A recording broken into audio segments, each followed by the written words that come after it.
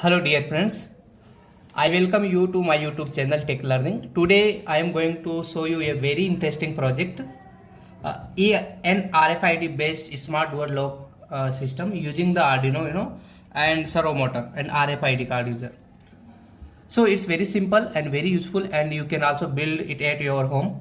So what actually this project? In this project we are using an RFID card to open and close the door automatically, and when I scan my card through this, it will open the door, and when I will scan this card again, it will close the door again. Okay, so you need here Arduino Uno, RFID reader, servo motor, buzzer, RFID card, this, and some jumper wire that you can see, and external power supply I have given here two cells, so 3.6 plus 3.6.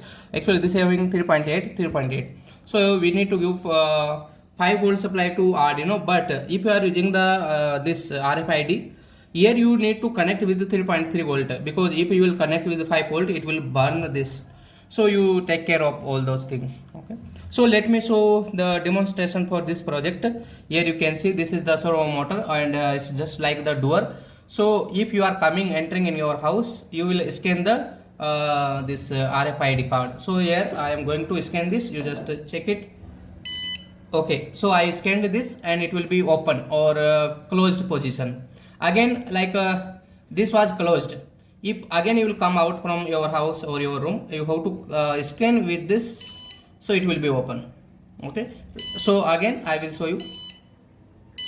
And one more card we will be having. If by chance if you lose your card, we integrated this code with some other RFID card.